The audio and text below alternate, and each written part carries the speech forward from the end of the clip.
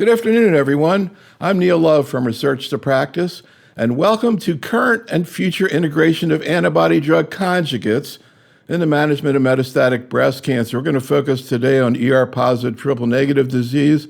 We'll get into HER2-positive and disease, and lots to say about that in terms of antibody-drug conjugate in the future.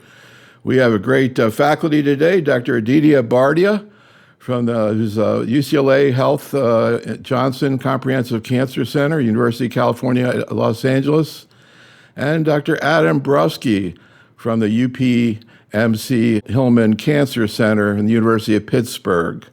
So as with all of our programs, just keep in mind that what we're about to talk about will include discussion of non-FDA approved agents and regimens, so check out the package inserts for more. As we've done on so many webinars now since the beginning of the pandemic, we recruited a bunch of community-based physicians to present cases that are, short videos, just a minute and a half or 2 minutes. We have 6 cases we've pulled today. So appreciative to these docs for doing that, and they always bring up things I've never thought of. So I'm really going to make rounds here today with these cases. In between, we're going to actually go through some data as well. And although we're not going to emphasize the slides, if you want to check them out in more detail, just we have the slide set in the chat room. So I just want to begin and talk a little bit, before we get into metastatic disease and ADCs, Aditya, I wanted to talk a little bit about localized disease and ADCs, because we have the ESMO meeting now coming up in a couple of weeks. We saw at the last ASCO meeting, of course, the DB09 study, first-line therapy of TDXD, with a PFS advantage, so much to talk about there. But then we saw this press release from the DB Breast 11 study, looking at path CR in patients getting neoadjuvant TDXD. That's going to be presented at ESMO. And also, as I just found out, also in the same session at ESMO, in another great presentation we've been looking toward for a long time, TDXD versus TDM1, and we have this press release. Not a huge surprise, but it's really great to see this. It'll be interesting to see what happens in terms of toxicity, but these two big and a lot of other stuff coming out at ESMO. And, it brings up the whole issue of using ADCs in the localized disease setting. We're going to talk about TROP2 ADCs as well here today. You see their trials with now the approved TROP2 agent Dato-DXd.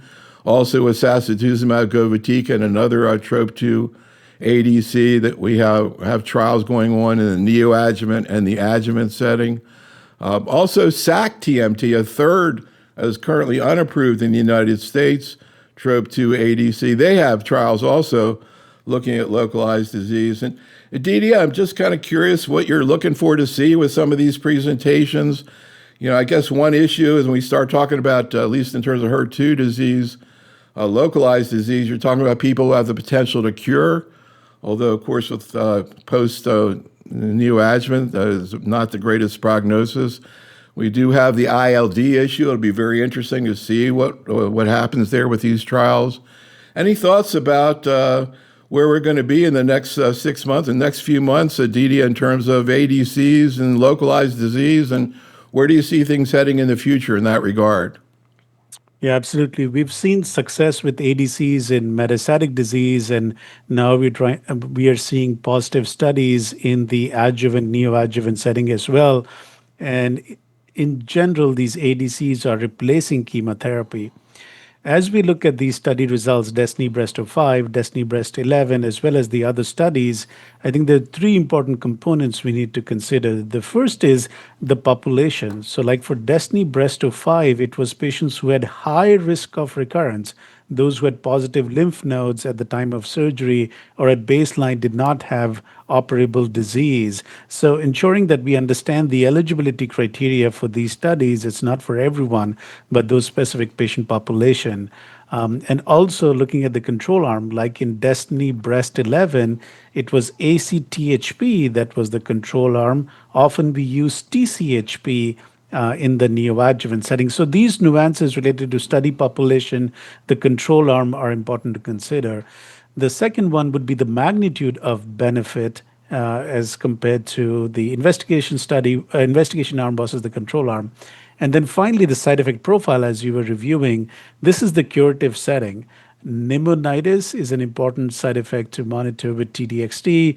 When we talk about SG, Dato-DXT, other AEs. So looking at not just the efficacy, but also the study population control arm, as well as the safety profile would be critical as we evaluate these trials. So, Adam, of course, we see ADCs in so many different solid and hematologic cancers, diffuse large B-cell lymphoma, for example, upfront polatuzumab. And it seems like over and over we're seeing ADCs have better efficacy than chemotherapy, systemic chemotherapy, kind of the promise of the Trojan horse kind of idea. Is that what you generally expect when you see trials that are going to compare an ADC to chemotherapy? And do you think that in general ADCs are better tolerated than systemic chemo, Adam? It's a good question. I think it really depends on the ADC, but Neil, I would agree with you. I think that the therapeutic index of an ADC is probably better. I mean, that's the whole idea behind it, is that it delivers chemo in a higher level in the intracellular space, intratumoral space, and not to the circulation itself. Although I think that you would agree as well that there is substantial leakage, of the payload into the blood, into the serum, causing some of these side effects. But nonetheless, I think that the expectation is that for the vast majority of these agents, they should perform as well, if not better than chemo. And I'm sure we're going to get into this a little bit later. I think the big problem with ADCs that I see is that we don't really understand the mechanisms of resistance. I think that it's almost like the three-body problem in physics. That's what they call it now, because it's like, we're dealing with three things: a payload, a linker, and an antibody. And the resistance could be from any one of the three. And I think it's really difficult to kind of know a priori what the toxicity as well as the resistance mechanisms are going to be. But nonetheless, I think clearly the therapeutic index is better with ADCs than with standard chemo. And of course, as all parts of oncology, you're always in a situation where you have to indirectly compare treatments, indirectly compare ADCs rather than directly. Although we have an example right here that we just talked about, TDXD versus TDM1, where we know from second line metastatic setting, clearly TDXD had greater efficacy, and it sounds like we're going to see the same thing as in the localized setting. So as you said, it's not 100% clear exactly how these agents are working. All right, well, let's start getting into nitty gritty of taking care of patients. And this first case is amazing. We've talked so many times about this, and it never fails that somebody brings up a case and it's something I never thought about before. So we've talked about, the idea of ADC versus chemotherapy, but this is in a situation with somebody who has visceral crisis, which I have not had a patient like this presented before, and I think a very interesting situation. I'm sure it happens every day, but I'm really looking forward to hear what you have to say about it. This is Dr. Eric Fox, who has this 78-year-old lady who walked into his office who was not looking very good. His patient had multiple lines of therapy. She'd been on CDK inhibitor, et cetera, for ER-positive disease, and now walked in looking pretty sick. Here's the case. She developed a rapid growth of disease in July of 2024. You can see her imaging here. She had a left upper lobe mass. She had bronchial occlusion, vascular encasement, and large hilar mediastinal and chest wall invasion. And this was a relatively frail patient who came to the office complaining of a cough. She was losing weight and having a cough. Because the way those scans looked and the burden of disease in this lady who couldn't have been more than 80 pounds, I was highly concerned about her, and I sort of did consider this to be a visceral crisis patient. We ended up being able to get approval for sacituzumab, and she did great for pretty much a full year on treatment. Immediately the cough improved, immediately her scans got better, and she started eating and gaining weight. I would say after probably 4 to 5 weeks of treatment, her cough went away. I followed her very, very closely clinically to see what her cough was doing, in the days to weeks after initiating therapy. And I was thankful that she did have a vast improvement of those symptoms. And then my questions for the experts are in a case like this, when you're managing patients that you consider to be in visceral crisis that are hormone positive, how are they approaching patients like this? We always think about the answer being chemotherapy, but with effective antibody-drug conjugate therapy now, like sacituzumab and TDXD, is there a role for going there first? I was quite concerned about the burden of pulmonary disease with exposing the patient to TDXD. So does either malignancy-related lung disease or pre-existing COPD or other lung disease impact that decision in a case like this? And I wasn't faced with that at that time, but would you give Dato here, especially in the setting of someone who's acutely ill walking into the office and has very sort of scary radiology reports with vascular encasement, and you need a response quickly from?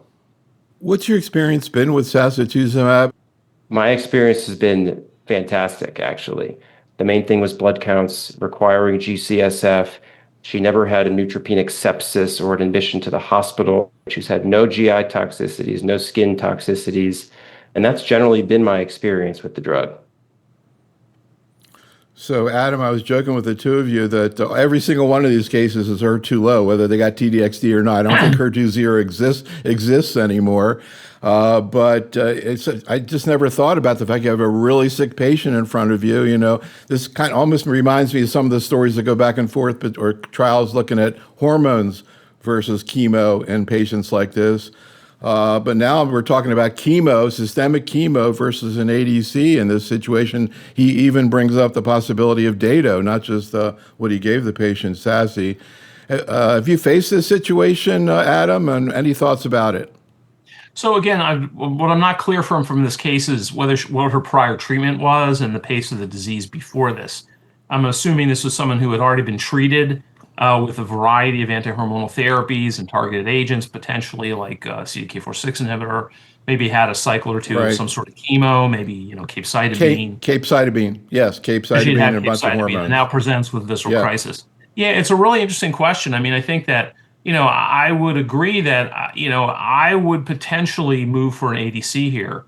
I think Aditya can really talk to this. He presented some data kind of on the speed of response and in patients with, I think it was at last San Antonio, Aditya, if I'm not mistaken. Correct. The speed of response with these agents and people who are actually at high risk of progression fairly quickly and getting responses in them. So I like this here. I don't have a problem with this at all. I think that, again, what we worry about with the ADCs is toxicity. I personally am someone who had pulmonary issues from the disease. I don't have a problem giving a TDXD if I had to. I understand why Eric wanted to give Sasi, and I don't have a problem with that either.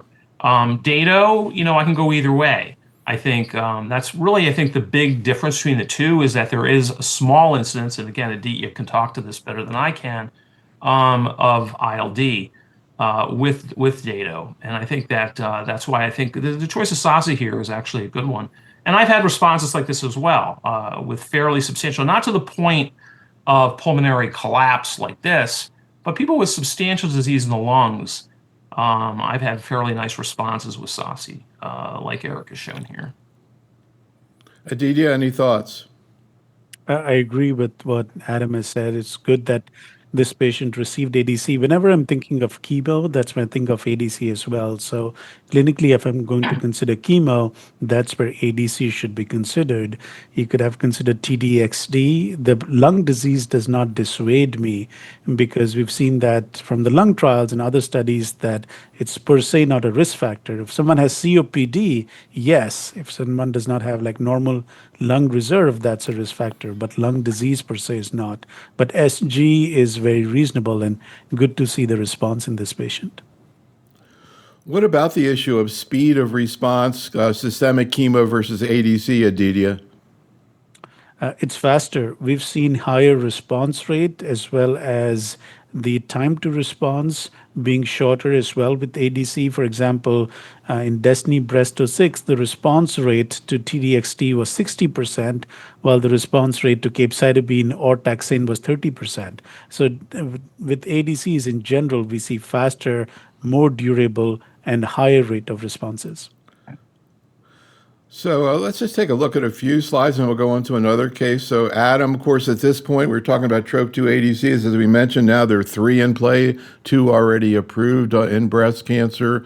We've had the data out there on triple negative disease with sacituzumab for a while. Very great results in terms of not only PFS, but survival benefit. Also, this data, I think this was Aditya's data, looking at response based on TROP2. And this comes up in one of the cases later, but as long as we have the slide up here, Aditya, what's the bottom line here? Or do you think that maybe a better assay, or is there a correlation? Do you think there's a correlation between benefit with the amount of HER2 and TDXD, for example? Ultra low, low, and HER2 positive. Do you think that kind of gradient theoretically would exist with TROP2, Aditya? No, neither with HER2 nor with TROP2. We don't see strong association between expression and outcomes. But if you compare the extremes, tumors with high expression versus very low expression, you do see a difference in terms of magnitude of benefit. But for clinicians, the question is, should we be using this for selection of ADCs? And the answer is no at this time, because even in patients who have low expression of, say, HER2 or TROP2, the benefit with the ADC is higher than that of chemo. So we are not using it in clinical practice. We don't check for TROP2 before using SG or Dato-DXd. So, Adam, this is the phase 3 TROPICS-02 study, now looking at ER-positive, HER2-negative disease. We just talked about triple-negative disease. And again, you see a benefit. Again, it's a different trial with different patients in terms of what's seen, at least indirectly. It doesn't look like maybe the survival benefit is great, but I don't know if you can really compare it. Do you think there's a difference in these TROP2 ADCs based on, in terms of their efficacy, Adam, based on whether it's ER positive or ER negative? Probably not. I mean, I think that we just have more data with SG in triple negative disease right now than data. We don't have the TROPICS trial yet. I mean, the Tropian trial yet for triple negative disease. I know you can't talk about when that's going to be. He's smiling. He knows it's going to be sometime soon, but we don't know. But we don't have that data yet. And so without that data in triple negative, we really SG is really right now for the triple negative HER2 zero patients, which are probably about 2/3, I think, of all triple negative patients. We really are using SG. We're all more familiar with it. Going back to Tropian Breast 02, I think 2 things that are really interesting about this data, and I really have tried to push Gilead a little bit to give us some more data on it. What I think is really happening, even though the response rate isn't that much different. I mean, it's 21% versus 7% in this very, very advanced population. I mean, we're doing a randomized trial in 5th-line therapy. Who would have thought that? I mean, I started this business 30 years ago. I'm a little older than Aditya. But I think that who would have thought we would be doing a trial, a randomized study as 5th-line therapy? And I think what may be happening here is that we all have these patients who are right on the borderline of liver failure. Maybe they're, a lot of liver disease. Maybe the bilirubin is 2, 1.5, kind of going up. And if we don't treat them properly, maybe 2 or 3 months later, the bilirubin is 8, and there's nothing you can do anymore because you're very limited on what you can do. And I think maybe what's happening in the study, and I'd love to hear your opinion on this, is that maybe what's happening to improve the survival is that you're somehow stabilizing their liver. And even though you're not getting a true response, maybe you get a little bit of a response, I think maybe by stabilizing their liver, they're going to live a little bit longer. Patients are going to live a little bit longer, the 20 or 30% of patients that really have some sort of response to this. I think that's probably what's happening in TROPICS-02. I'm curious, what do you think? Do you think that's probably, I don't know if they ever did that. We ever looked at that, in TROPICS-02 to see whether it was really liver that responded as opposed to other organs? Yeah, not to my knowledge, Aditya, I've not seen that. Go ahead. I was saying, not to my knowledge, I've not seen the data, but you are right. The overall survival magnitude was much higher as compared to the PFS magnitude. Right. And it'll be interesting to look at the subgroup analysis of patients with liver mets. Yeah. So I want to bring up also the other approved agent, at least in terms of HR positive, HER2 negative with Dato-DXd. Could be in the near future, we're going to see the same issue with triple negative disease, if that's positive in terms of Dato versus SASI. We have the Tropion-Breast01 study, which is really how this got approved. Again, a PFS benefit. At this point, not a survival benefit. Different toxicity profile than sacituzumab. We'll get into that later, as well as deciding between the two. And then this other agent I mentioned came out of Asia. I call it SAC-TMT. Similarly positive looking initial trial. They're not quite as mature. There's going to be a presentation at ESMO of the phase 3 OptiPope-Breast02 study. Aditya, any comments about SAC-TMT data and sacituzumab sort of broadly in terms of this scenario of a recurrent metastatic disease? Yeah, all three TROP2 ADCs, but interestingly have a different side effect profile. With SG, we see neutropenia, we see diarrhea, we see alopecia. With Dato-DXd, we see more mucositis and keratitis. And with SAC-TMT is somewhere in between. You don't see that degree of neutropenia like SG, but you see some mucositis, you see some diarrhea. So it's good to have options because they have different side effect profile. So it's important to discuss this if these are available with patients. So let's go on to another case. This is Dr. Zhu, who has a 61-year-old woman. First NTRK positive patient I've heard about in breast cancer. I don't know whether either the faculty have ever seen an NTRK patient. Unfortunately, this patient didn't respond, but she did try larotrectinib. And again, like every one of these patients, she was HER2 low, but this patient actually got T-DXd. And again, these docs bring up things I've never thought about. So here's Dr. Zhu. The first CT scan, when I restaged her 3 months later, showed progressive disease, unfortunately. And because her next-gen sequence was showing this interesting NTRK rearrangement, we decided to try to target that. We used larotrectinib as a second-line option, which she tolerated amazingly, but did not work. At the same time, the patient was also asking me a question. She was like, "Doctor, do you really have to wait 3 months with a CT scan to know my treatment is not working? Is there another way you can monitor and know that sooner than the CT scans?" So at that time, I said, no, maybe we can try to use a circulating tumor DNA because your traditional tumor marker, CA15-3, is normal. So we tried that. And this is a circulating tumor DNA we use. We only have 2 data points. The one in November was at the beginning of me starting her on the T-DXd, and the one in December was after 2 treatment. Has she had any side effects from the T-DXd? So far, no, actually. She's tolerating very well. Actually, her cough resolved with T-DXd treatment. Any questions about T-DXd, HER2 low, picking up interstitial lung disease? I listened to some other podcast that you had. Sounds like the CT scan and symptoms are the only way that is valid to monitor for interstitial lung disease. And I was actually very happy her cough resolved on the treatment. My question, number one, is that would the expert panel feel like T-DXd in this setting is the most reasonable options? How do they consider other treatment options like sacituzumab versus T-DXd? And for breast cancer patient with a target mutation, in this case, it's NTRK rearrangement, how do you sequence that versus chemotherapy? So just a reminder, this patient was triple negative. So Aditya, actually, interestingly, and just as we were here bringing this case on, Sarah in the chat room has a patient with ER-positive HER2-0 metastatic disease who's gotten ribo, abema, and has an has liver mets, has an FGFR mutation. Wants to know about using erdafitinib or an FGR inhibitor. So Aditya, any experience with NTRK inhibitors or FGFR inhibitors in breast cancer? The former, yes. It's interesting to hear about this case we had a patient with NTRK fusion triple negative breast cancer, which is more common in secretory type of triple negative breast cancer. And that patient did not have response to SG, but then got NTRK inhibitor, and that worked very well.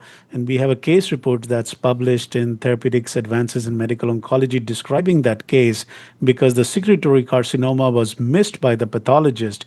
But when the NTRK fusion was seen, the team went back and said, oh, this is mixed. This patient has both ductal and secretory component. For this patient with HER2-low disease, I guess it's reasonable to consider TDXT, but I would personally have tried the NTRK inhibitor first, like the physician did for this patient. So, Adam, any thoughts about cell-free DNA? That's one way to raise everybody's blood pressure is to bring up cell-free DNA in a breast cancer conference.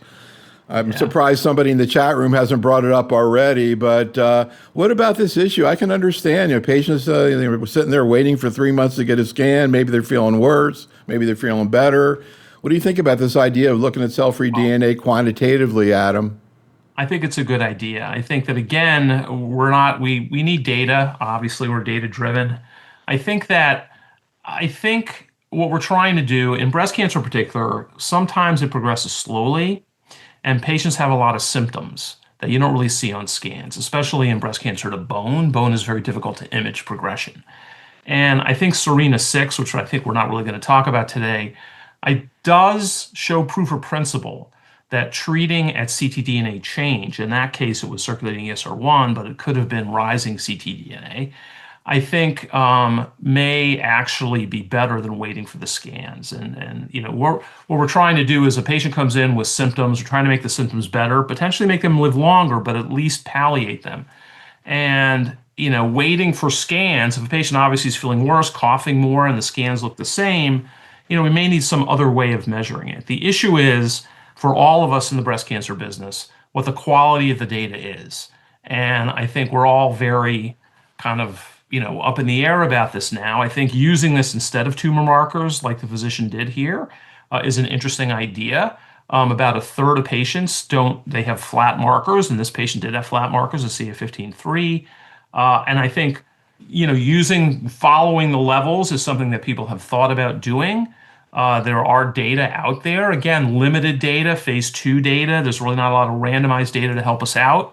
But some people do believe that if you do have falling ctDNA levels, that correlates with clinical benefit. Again, I think the data is very mixed. I myself in my practice have had patients ask me for this, just like this patient did ask her physician, and I have done it. So, but do I do it routinely? No. Is it part of guidelines yet? No. It's definitely a blood pressure raising conversation, as you just said.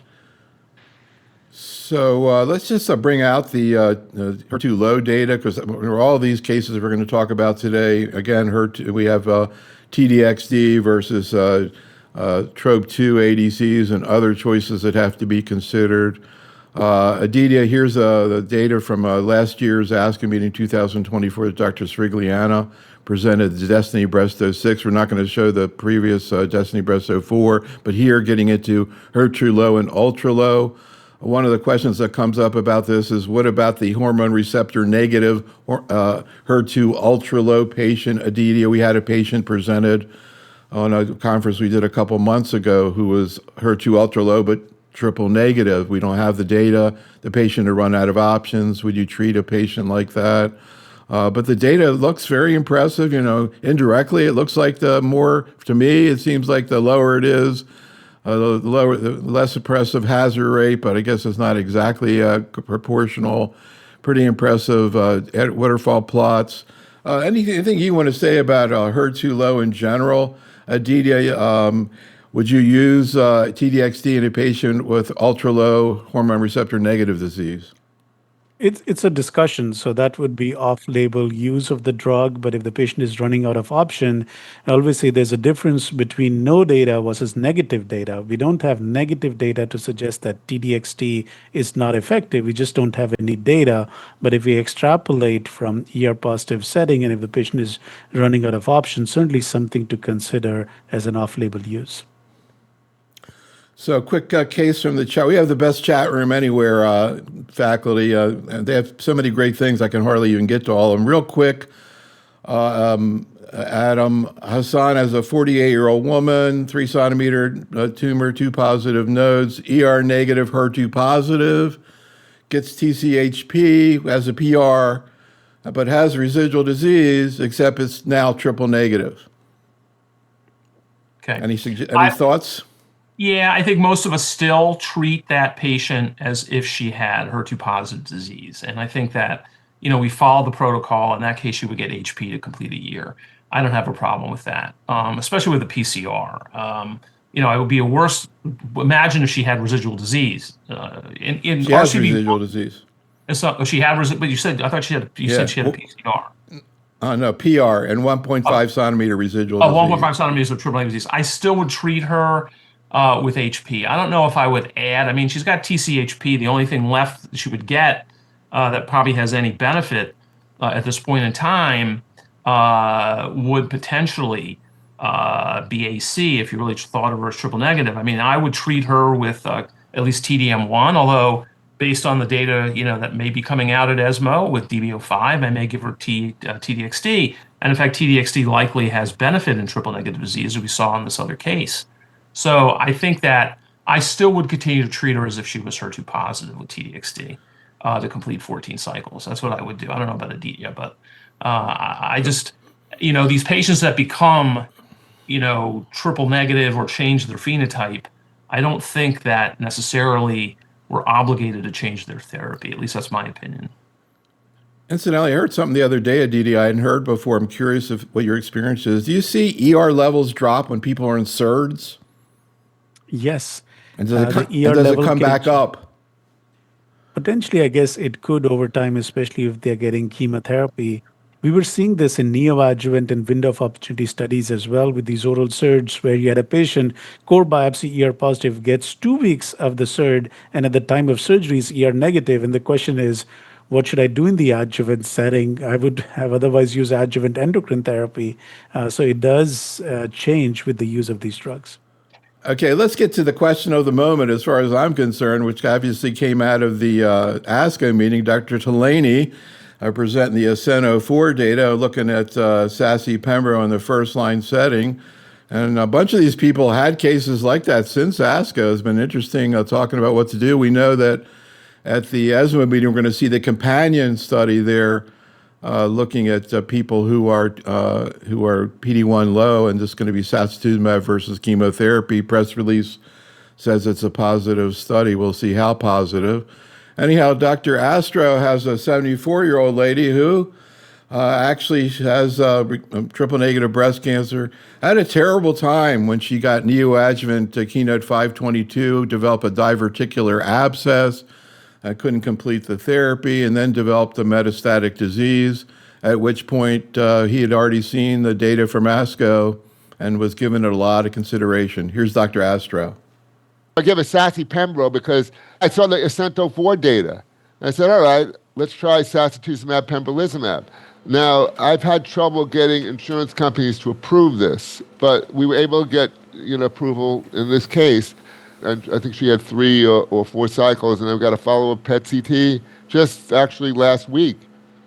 And unfortunately, progressive lung mets.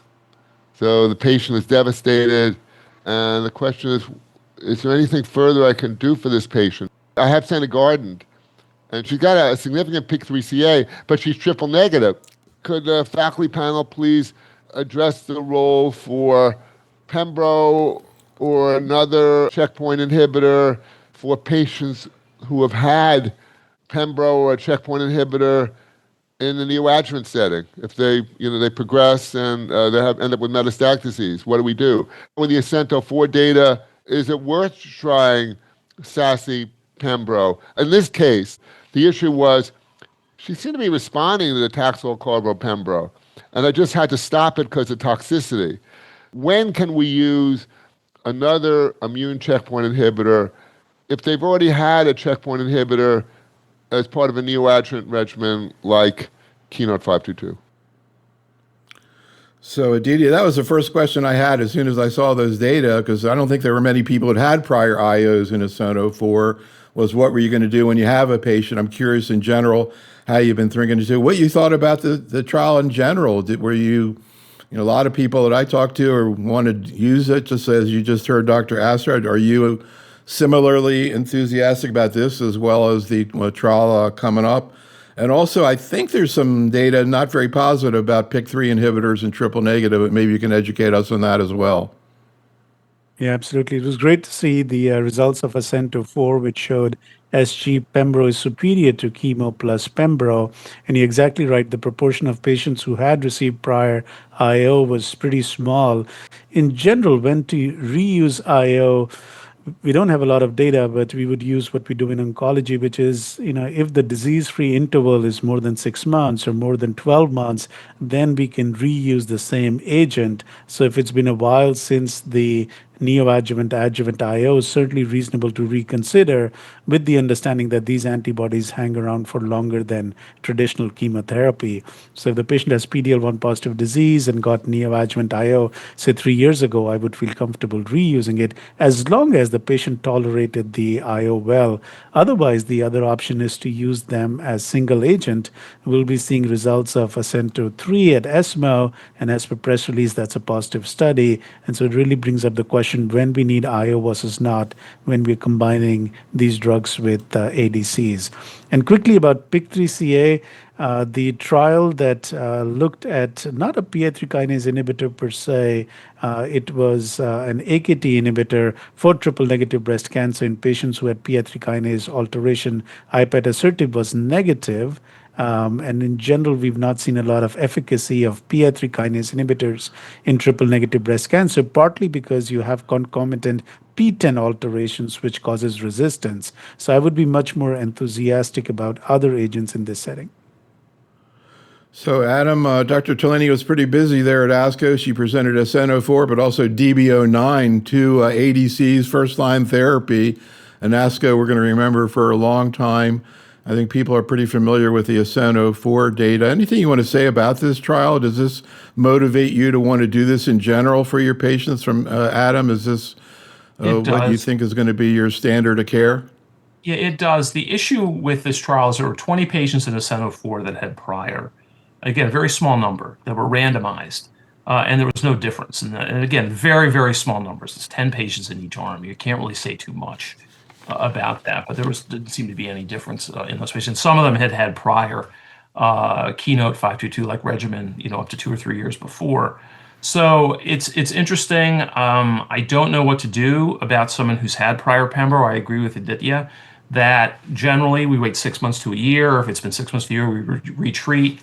And that's kind of how I'm going to use this going forward with someone who's PD-1L1 positive.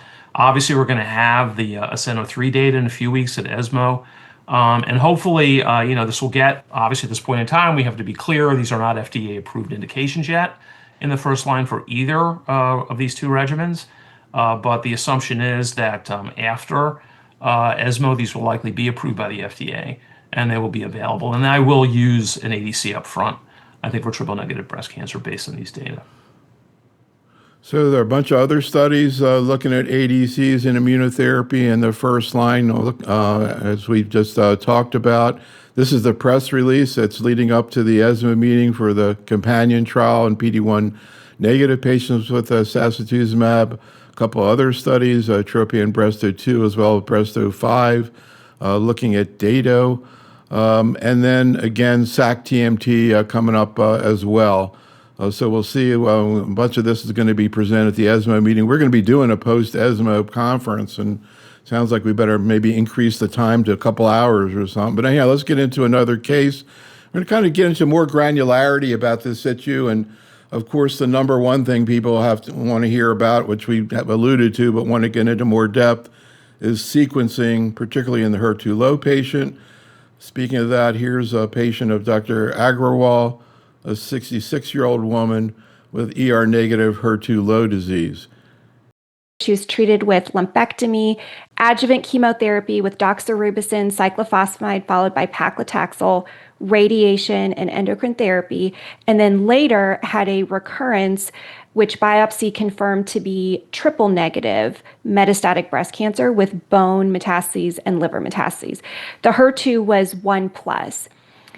This patient at the time initiated palliative chemotherapy with capecitabine, and at time of progression of disease was treated with sacituzumab govitecan. She had an excellent response and stayed on that agent for 4 years. Wow. How did she do while she was on? That's a long time. She did very well. We did have to dose reduce, but despite dose reduction, she had very good disease control for a long period of time. It really exceeded my expectations in terms of how that would perform. I guess so. How did she do in terms of cytopenias? Did you give her growth factors? This patient did develop cytopenias, and that was managed through dose reduction. After dose reduction, we did not need to use G-CSF for neutropenia. Any GI issues, diarrhea? She did not have any diarrhea. When she progressed, at this point, we introduced trastuzumab deruxtecan because of the HER2 low diagnosis. But my question to the faculty is, if you saw a patient like this today, what would be your sequence of ADCs? Yeah, well, now you've got data also as an option. How did she do on the TDXD? She did not do as well. There were more side effects, and management was a little more difficult. So actually, I misspoke because she's ER triple negative, so she wouldn't have data, at least not now, maybe in a couple of months, who knows. So again, Adam, I remember we did a CME program the day after the HER2 low data was first presented a few years ago at ASCO, and everybody was like, what are we going to do in terms of sequencing? And there, we heard right then at that point that there was a lot of sentiment towards going with sacituzumab first. Now it's a few years versus TDXD. I'm curious how you make that decision. Do you think the efficacy is the same or greater with one of these two? How do you think it through in triple negative disease, Adam? Yeah, it's a good question. I think there's just a lot more data in triple negative disease with SG right now. That's really how I made the decision. I mean, I think Ascent, Aditya can tell us, since he was the PI of the study, I think it was like 528 patients. Whereas DB04, they literally, it was kind of a post hoc, almost a post hoc kind of thing. That was intended as an ER positive trial. They added 60 patients. They randomized 60 patients with triple negative disease that was HER2 low to that. And as you know, in DB06, the ultra low, there are no triple negative patients in the ultra low in DB06. So there's not a lot of data with TDXD in the triple negative area space. So I tend to use SG up front. I think probably all these agents are likely going to be very similar in their efficacy. The interesting thing is, there are two major problems. Again, this brings us to the issue. The two major issues with this field. These drugs are great, but we have no data, no randomized clinical trial data of any kind, even phase 2 data of what happens after you progress on these agents. We have no idea, and we really don't have a good handle on resistance. And again, I'd love to pick Aditya's brain. We don't have time for it now on this call. What he thinks about the resistance mechanisms. We don't know, but I do know, and I think we all do know, that the limited data we have, at least from real-world analysis, is that the responses are modest when you sequence one after the other. And we have a couple randomized trials like TRADE-DX and other things where we're trying to figure out in a randomized way whether there really is a benefit to the sequencing of these drugs. So Aditya, any thoughts, anything you want to say about these trials that are going to attempt to look at optimal sequencing? And also, any thoughts about, this doc elected to do dose reduction for cytopenias. How do you decide between dose reduction and just keeping people on growth factors if they're doing well on growth factors? Yeah, I agree with Adam. It was almost right. It was 529 patients, not 26 in Close. the Ascent study. Close. But it did show benefit with SG, and in general, that's the preferred drug. In terms of what to use after, we do see cross-resistance because of similar payloads between SG and TDXD and Dato-DXD, and studies have described TOP1 mutation, so mutation in the site of where the payload binds, which can cause cross-resistance. So when I use the second ADC, similar to what was mentioned by Dr. Agrawal, you do see maybe more toxicity, but also less efficacy than what was seen in the clinical trials. So I usually get scans early after 2 cycles. I don't wait for 3 or 4 cycles when using the second ADC in this setting. Yeah, Rosanna in the chat room bring up the issue of, do you try to insert regular, systemic chemo between the ADCs to maybe give the cells a chance to adjust differently? Let's go into another case. Again, gets into this issue of a lot of these patients with HER2 low get both TROP2, usually sacituzumab at this point, and TDXD, as this patient did of Dr. Ku. This is a 59-year-old woman, again, triple negative disease, who had disease progression on sacituzumab and then got TDXD. Here are her questions. The questions that I have about this case have to do with thinking about these ADCs in sequencing. I think it's a very common clinical question of how do we sequence? Is it a viable strategy to try to do a sandwich approach, like an ADC chemo, then ADC later?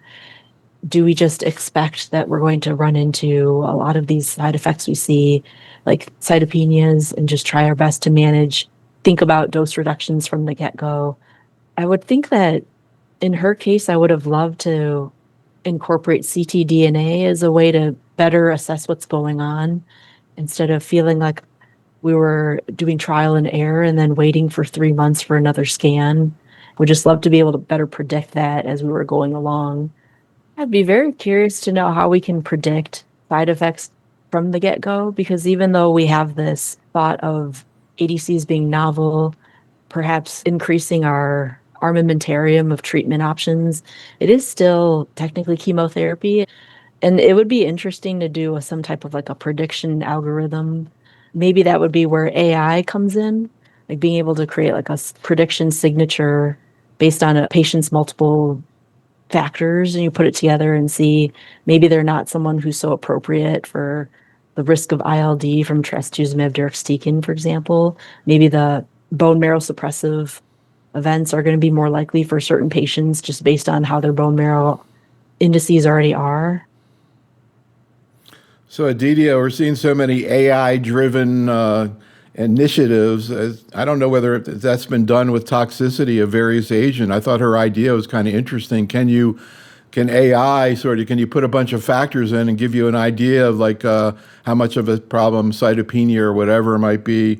And also, any thoughts about sequencing in the ER-positive HER2 low situation? We talked about the triple negative situation, but what about with ER-positive? Now you have Dato as an option as well. So anybody doing any sort of AI-driven analyses of how to predict toxicity? And what about sequencing with ER-positive disease? Great question. I've not seen any clinical data that would change practice per se, but definitely a lot of ongoing research looking at biomarkers, HER2, TROP2 expression, combined expression in terms of sequencing of these drugs. For ER-positive disease, I usually use the opposite sequence. Start with TDXD as long as a patient has HER2 low or ultra-low disease, which is the majority. And then after that, then the options are SG, Dato-DXd. Each one has their advantages, disadvantages. SG, day 1, day 8, more side effect of diarrhea and neutropenia.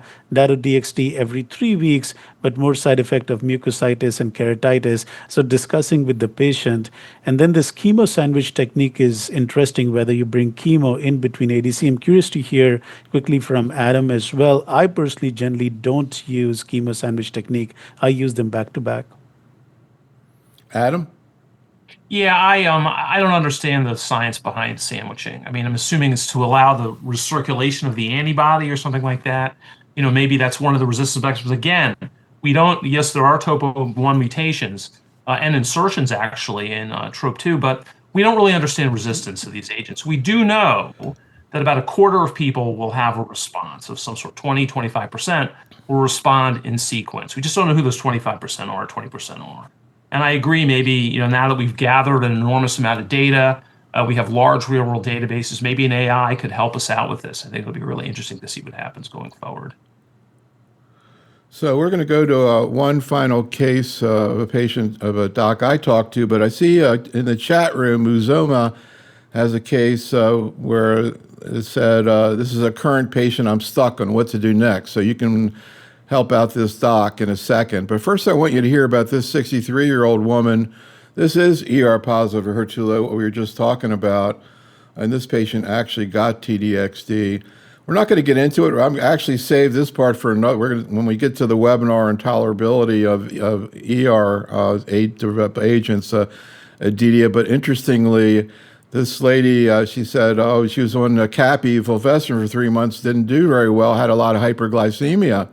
And I was like, oh, really? I haven't heard too much about it. I said, what was the hemoglobin A1C when you started it?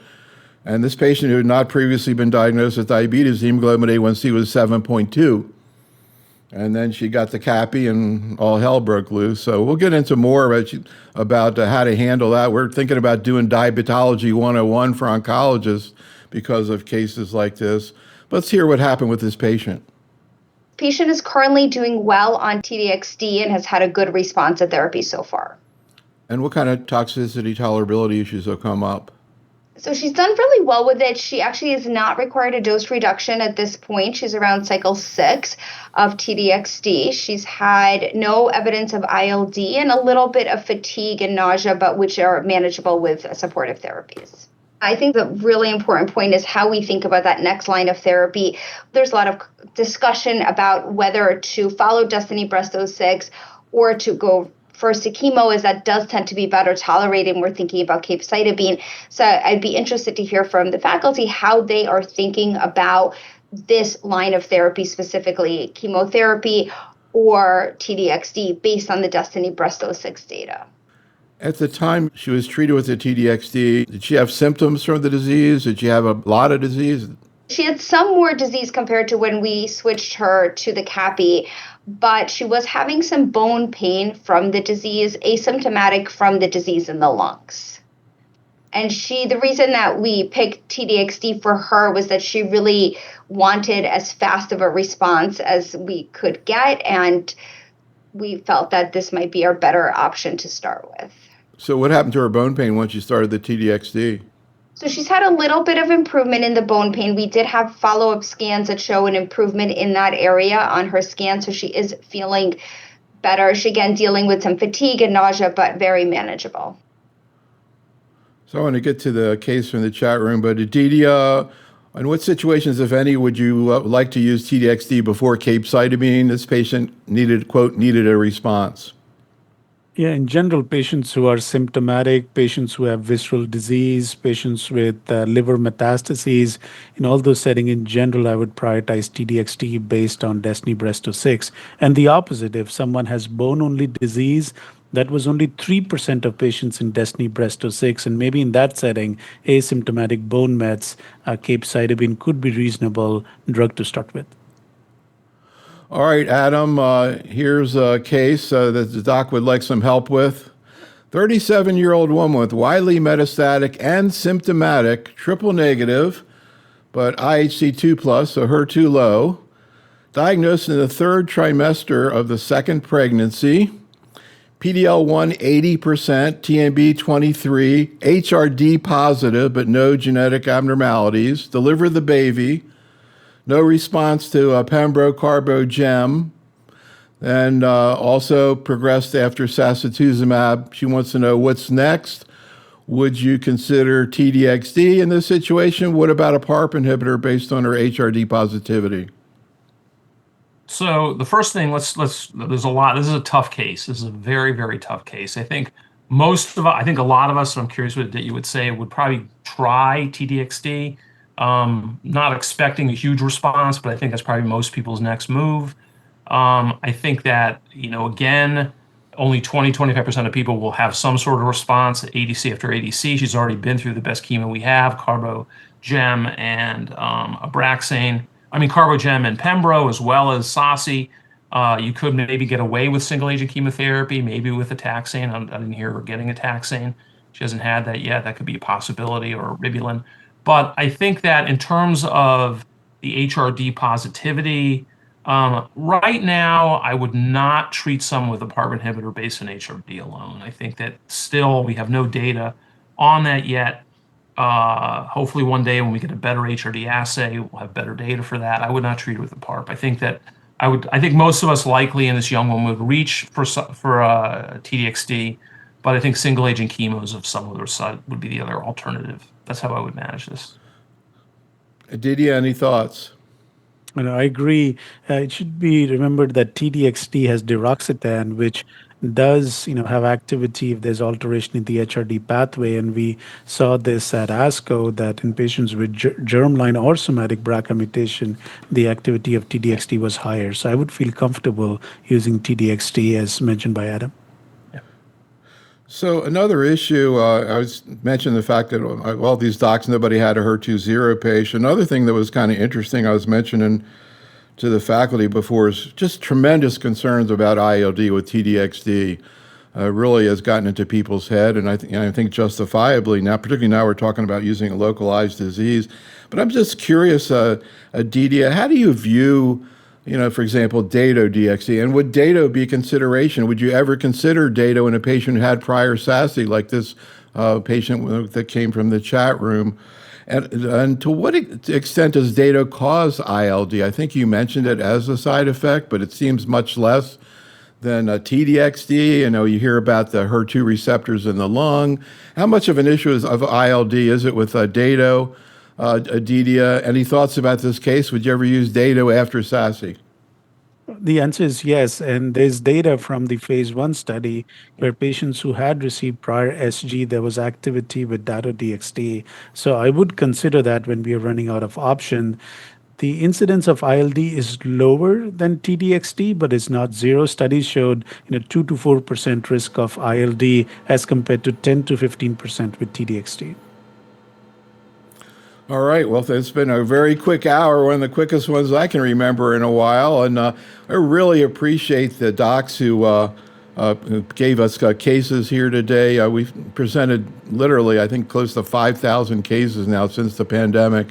And it's been just such a revelation to hear these docs in practice. And just talking to them, I'll sit down with them for an hour and a half going through, CLL, myeloma. I mean, in every part of oncology, bladder cancer, we see so many encouraging, but a lot of stuff to digest. So kudos to the docs in practice. Aditya and Adam, thank you so much for joining us today. Audience, be safe, stay well, and have a great night. Thanks so much, Aditya. Thanks, Adam. Thank you. Thank you.